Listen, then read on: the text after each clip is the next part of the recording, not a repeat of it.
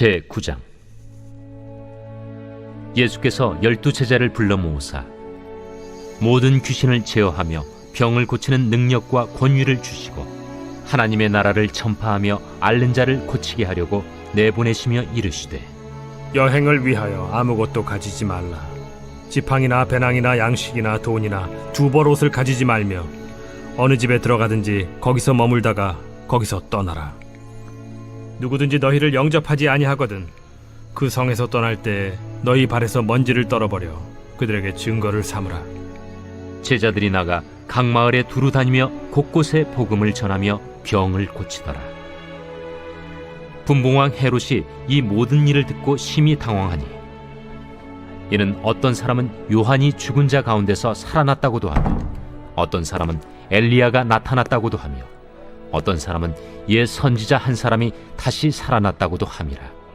헤롯이 이르되, 요한은 내가 목을 베었거늘 이제 이런 일이 들리니 이 사람이 누군가? 하며 그를 보고자 하더라. 여러분 반갑습니다. 오늘 큐트리오는 기막힌 하루입니다. 본 말씀 누가복음 9장 1절부터 9절의 말씀입니다. 자, 오늘 예수님께서 12명의 제자들에게 전도의 사명을 주시고 파송을 하십니다. 자, 그런데 그렇게 파송하시면서 전도의 원칙을 가르쳐 주십니다. 자, 영혼구원을 위한 이 전도의 원칙을 우리가 함께 보도록 하겠습니다. 자, 먼저 첫 번째로 전도의 대상을 잘 분별해야 합니다. 자, 오늘 1절 상반절 말씀에 보니까 예수께서 12제자들을 불러 모으사 그랬습니다. 자, 예수님은 제자들에게만 전도하라고 하시지 않았습니다. 예수님이 먼저 12제자를 전도하시고 부르셨죠. 자, 그런데 예수님이 부르신 이 제자들의 면면을 보면 하나같이 다 자격 미달인 사람들이 전도가 되었고 제자가 되었습니다. 자, 예수님의 핵심 제자로 불리우던 베드로, 안드레, 야고보, 요한만 봐도 그렇습니다. 얼마나 그들이 흠투성이 인생이었는지를 알 수가 있죠. 먼저 베드로는 이 직업 자체가 당시의 가장 하층민에 속하는 어부 출신의 다혈질이고 나서기를 좋아하는 사람입니다. 그래서 주와 함께 죽겠다고 장담하다가 주님을 3번이나 부인하는 처절한 실패를 경험했습니다. 또 안드레는 소심하고 앞에 나가는 것을 병적으로 싫어하는 그런 사람입니다. 또 야고보와 요한은 성격이 불같은 사람들이었습니다. 사마리아의 한 촌이 예수님을 영접하지 않자 야고보와 요한은 우리가 불을 명하여 저들을 멸할까요? 라고 하며 달려듭니다. 그들의 모습 속에 이 분노 조절 장애가 엿보일 정도입니다. 자, 여러분, 왜 예수님은 이렇게 하나같이 흠이 많고 약한 자들만 불러 모으셨습니까? 혹시 이들이 이런 사람이라는 것을 몰라서 실수로 부르셨겠습니까? 당연히 그럴 리가 없죠. 여러분, 성경을 보면 하나님의 부르심에 응답하는 사람들은 언제나 이런 사람들입니다. 여러분 생각해 보십시오. 세상에서 인기 많고 가진 것이 많고 잘 나가는 사람들이 뭐가 아쉬워서 주님의 십자가의 길을 쫓겠습니까? 그러나 이렇게 흠이 많고 약한 자들이기 때문에 나 같은 자를 하나님께서 아무 조건 없이 사랑하신다는 그 성경의 말씀이 복음으로 들리게 되는 것입니다. 여러분, 성경 어디를 봐도 이 구원의 부르심에 응답하는 사람들은 다 이렇게 흠이 많고 약한 사람들이죠. 여러분, 우리나라의 선교 역사를 봐도 그렇습니다. 초창기에 선교사들이 복음을 전할 때 그 복음에 반응하여 모여들었던 사람들은 그 당시에 가장 천대받고 멸시받았던 백정과 노비들이었다고 기록하고 있습니다. 여러분, 지금도 마찬가지입니다. 한때 복음의 중심지였던 유럽이 이제 잘 먹고 잘 살게 되니까 그들은 더 이상 하나님을 믿지 않고 다 떠나고 말았습니다. 교회들이 텅텅 비어서 유지할 수 없는 지경이 되었습니다. 그러니까 지금 유럽의 많은 교회들이 술집이나 이슬람 사원으로 다 팔리고 있다고 하지 않습니까? 그 대신에 지금 복음의 부흥이 불같이 일어나는 곳이 바로 남미나 또 아프리카 대륙의 가난한 나라들입니다. 이렇게 가난한 심령이 되어서 복음을 기쁘게 환영할 나라들에게로 복음의 촛대가 옮겨지고 있는 것입니다. 여러분, 그러므로 우리도 복음을 전할 때 아무에게나 전도하는 것이 아닙니다. 누가 복음을 받아들일 준비가 되어 있는 사람인지를 잘 분별해야 합니다. 세상에서 부하고 잘 나가는 사람들은 사실 우리의 첫 번째 전도 대상이 아닙니다. 오늘 다윗에게 몰려들었던 그 사람들처럼 세상에서 환난당하고 빚지고 원통한 사람들, 바로 그들이 복음을 받아들일 준비가 된 사람들입니다. 우리는 그들에게 가서 십자가의 구원의 복음을 전해야 합니다. 자, 그런데 여기서 우리가 또한 반드시 기억해야 될 것이 있습니다. 그것은 예수님의 제자들 가운데 예수님을 팔아먹은 가룟 유다가 있었다는 사실입니다. 자, 이 가룟 유다의 존재가 우리의 전도의 원칙에 있어서 왜 중요합니까?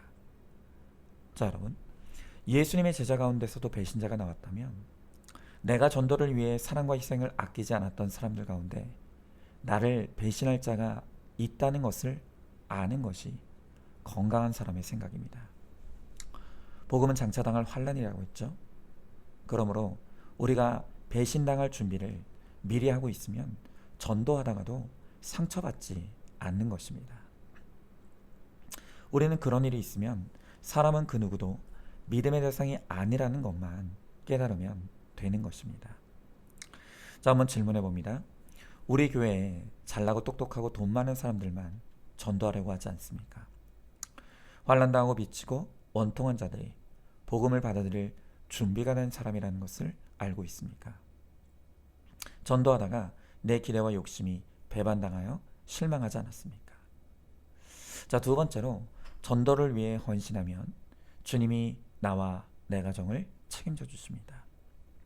자, 오늘 1절부터 4절의 말씀을 보니까 예수께서 12 제자를 불러 모으사 모든 귀신을 제어하며 병을 고치는 능력과 권위를 주시고 하나님의 나라를 전파하며 앓는 자를 고치게 하려고 내보내시며 이르시되 여행을 위하여 아무것도 가지지 말라. 지팡이나 배낭이나 양식이나 돈이나 두벌옷을 가지지 말며 어느 집에 들어가든지 거기서 머물다가 거기서 떠나라 그랬습니다. 자, 오늘 예수님은 전도하기 위해 떠나는 제자들 향해 아무것도 가지지 말라고 말씀하십니다. 여러분, 오늘 이 말씀의 의미는요, 영혼 구원을 위한 전도의 사명을 감당하는 사람들은 하나님께서 책임지시겠다는 약속의 말씀인 것입니다. 자, 그래서 오늘 1절의 말씀을 보니까 제자들 보내시면서 그냥 무작정 보내시는 것이 아니라 그들에게 필요한 능력과 권위를 주셨다고 말씀하고 있습니다. 여러분, 이렇게 우리가 구원이 목적이 되어 남의 가정 또 남의 자녀를 섬기면 주님이 나와 내 가정 그리고 우리의 자녀들을 책임져 주시는 것입니다. 제가 몇 번 고백한 적이 있지만 어릴 때 제 아버님께서 늘 입버릇처럼 말씀하셨던 것이 있었습니다. 그것은 내가 교회에 전념하고 충성하면 하나님이 내 가정 그리고 내 자녀들 책임져 주신다는 것이었습니다. 그래서 제 아버지는요, 기도를 해도 한평생 당신의 가정과 본인의 자녀를 위해서는 기도한 적이 없었다고 그렇게 말씀하셨습니다. 저는 어릴 때는 아버지의 그런 말들이 참 무책임하게 들렸습니다. 아무리 교회에선 목사라도 가정에서는 아버지 아닙니까? 그런데 아버지가 자식을 낳기만 하고 돌보지 않는다면 어떻게 그 부모가 좋은 부모일 수 있겠습니까? 저는 그런 생각 때문에 아버지의 가치관에 반발심이 들었습니다. 물론 저는 지금도 너무 교회에만 치우친 모습은 정답은 아니라고 생각합니다. 그러나 지금에 와서 저와 제 형제들의 삶을 보면 제 아버지의 믿음이 옳았다고 인정할 수밖에 없습니다. 왜냐하면 정말 하나님께서 저와 제 형제들에게 베풀어 주신 은혜가 너무나 크고 놀랍기 때문입니다. 세 형제 모두를 하나님이 만나주신 것뿐만이 아니라 목사로 불러주셨고 거기에 더하여 구속사의 증인이 되게 하셨습니다. 또한 좋은 믿음의 배우자를 만나게 하시고 자녀들도 허락해 주셨습니다. 저는 늘 생각합니다. 어떻게 우리 형제들에게 이런 은혜가 임했을까? 그런데 아무리 생각해 보아도요, 결론은 이것이 저희가 잘해서가 아니라 부모님이 한평생 쌓아온 헌신과 기도의 결과라는 것밖에는 설명할 길이 없습니다. 왜 제 부모님께도 흠이 없고 허물이 없겠습니까? 그래도 목회자와 사모로 교회를 섬기고 또 눈물로 기도했던 그 열매를 지금 자녀들이 거두고 있다는 생각을 하게 됩니다. 그래서 저도 그 믿음을 이어받아서 제 가정보다 주님이 맡기신 목사의 사명과 또 교회를 저의 첫 번째 우선순위에 두고 있습니다. 그렇게 하면 하나님께서 제가 그랬던 것처럼 저의 가정 그리고 저의 자녀들을 책임져 주시리라 굳게 믿습니다. 자, 이렇게 구원을 목적에 두고 영혼 구원에 헌신하는 사람들에게는 하나님께서 절대로 손해보게 하시지 않습니다. 이것이 바로 전도자에게 주시는 주님의 약속의 말씀입니다. 자, 한번 질문해 봅니다. 전도하려고 나가도 내 것을 손해보는 것 같아 주저하지 않습니까? 돈, 시간, 힘, 감정 중에 어떤 것입니까? 내가 다른 가정, 다른 자녀의 구원을 위해 헌신하면 주님은 나와 내 가정 그리고 내 자녀를 책임져 주실 것을 믿고 있습니까? 자, 세 번째로 전도의 첫 번째 대상은 바로 내 가족입니다. 자, 오늘 5절, 6절의 말씀에 보니까 누구든지 너희를 영접하지 아니하거든 그 성에서 떠날 때 너희 발에서 먼지를 떨어버려 그들에게 증거를 삼으라 하시니 제자들이 나아가 각 마을에 두루 다니며 곳곳에 복음을 전하며 병을 고치더라 그랬습니다. 자, 우리가 부지런히 전도를 해도 끝까지 영접하지 않고 듣지 않을 사람들이 있습니다. 자, 그럴 때는 잘 분별하여 집착할 것이 아니라 과감하게 떨어버리고 다른 전도 대상에게 나아가야 합니다. 여러분, 그러나 아무리 영접하지 않고 듣지 않아도 우리가 끝까지 떨어버릴 수 없는 사람들이 바로 우리의 가족이죠. 전도가 안 된다고 가정을 떠나면 어떻게 하나님 나라가 유지될 수가 있겠습니까? 그래서 여기서 이 나가고 떨어버리라는 것은 안 믿는 식구들의 문화와 가치관에서 떠나야 한다는 것으로 적용할 수 있습니다. 자, 우리 배우자와 부모가 계속 복음을 거부한다면 그들이 제공하는 안락함에서 떠나라는 것입니다.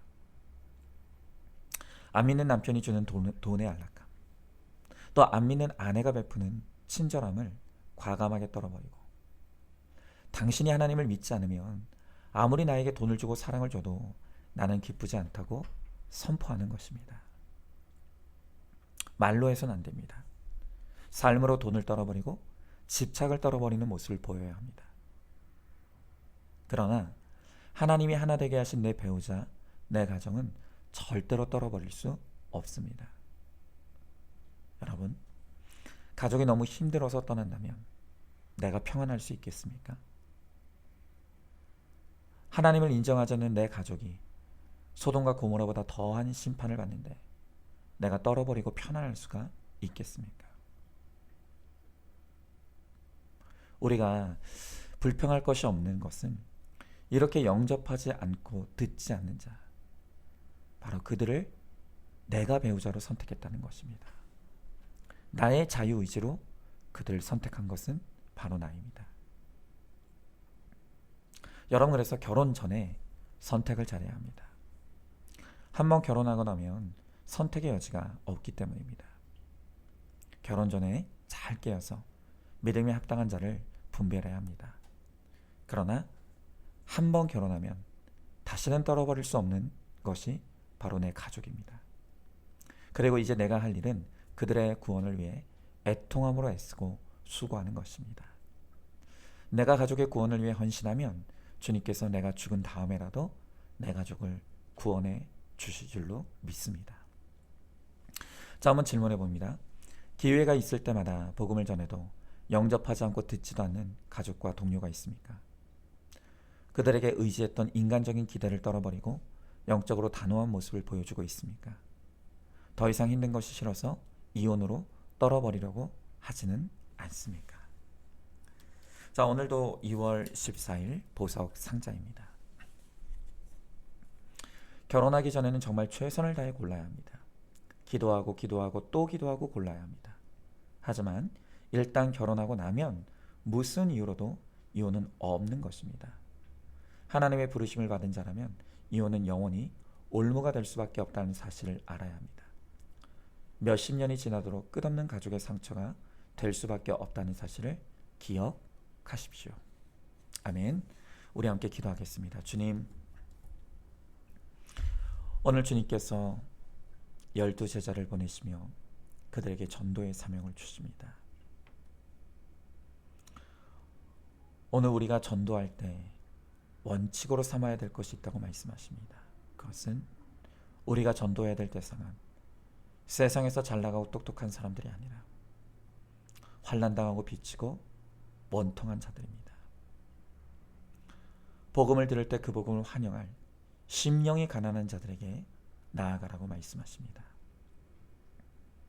우리가 그렇게 영혼 구원을 위해 남의 가정, 남의 자들을 사랑하고 섬기면 주님께서 나와 내 가정, 내 자녀들을 책임져 주시겠다고 오늘 약속해 주십니다.